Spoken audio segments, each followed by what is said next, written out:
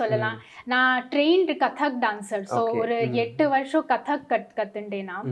அப்புறம் அந்த art and கிராஃப்ட்லாம் நிறைய பண்ணுவாங்க. அது எனக்கு ரொம்ப பிடிக்கும். ஸ்போர்ட்ஸ், படிப்பு தவிர எல்லாமே ரொம்ப டாப்பா இருக்கும்.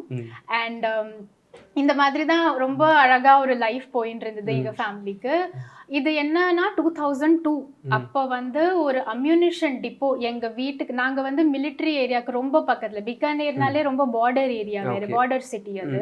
ஸோ எங்களுக்கு இது வந்து ஒரு அம்யூனிஷன் டிப்போ வந்து ஒரு 4 months என் ஆக்சிடென்ட்க்கு முன்னாடி, ஐ திங்க் ஜான்வரி மாதம், அதுல ஏதோ ஒரு ஆக்சிடென்ட் நடந்து நிறைய ட்ரக்கு ஏதோ வெடிகுண்டு, அது சம் எக்ஸ்ப்ளோஷன் அந்த மாதிரி நடந்திருக்கு. இப்ப நான் 13 வயசு, எனக்கு ரொம்பலாம் அவேர்னஸ் இல்லை. ஆனா இந்த மாதிரி நடந்து 26th May 2002 இது வந்து தான் என் ஆக்சிடென்ட் நடந்த நாள். அந்த ஒரு ஒன் ஆஃப் த அம்யூனிஷன், ஒரு ஹேண்ட் கிரெனேட் மாதிரி சொல்லிக்கலாம், அது வந்து வெடிச்சு எங்க வீட்டுக்கு பக்கத்துல வந்திருக்கு. அண்ட் தெரியாதனமா நான் அதை எடுத்திருக்கேன்.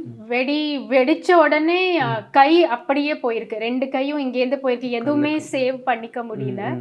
ஆனா மெயின் இன்ஜுரி என்னோட 2 காலுக்கு தான். அது நிறைய, ஏன்னா நான் தெரியாது நிறைய பேருக்கு, பட் கால் தான் வந்து ஃபுல்லா கிரஷ் ஆகி இப்ப பார்க்க நான் இப்போ ஒரு பிரேஸ் போட்டுப்பேன்.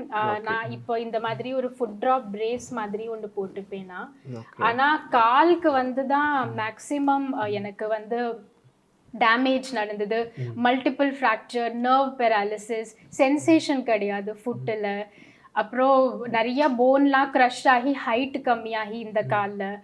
அதுக்கப்புறம் அந்த இப்போ ஒரு வெடிச்சதுன்னா சின்ன சின்ன பீசஸ்ல வெடிக்கும்ல, ஸோ அந்த மாதிரி இன்னும் கூட என் காலில் இன்னும் இப்போ நான் ஒரு மெட்டல் டிடெக்டர் வழியா போனேன்னா அது நல்லா கத்தும். பிகாஸ் இப்போ ஒரு எம்ஆர்ஐ ஸ்கேன் பண்ணணும்னா எனக்கு பண்ண முடியாது. அந்த மாதிரி அந்த காலில் இன்னும் எனக்கு நிறைய அந்த பீசஸ் இருக்கு.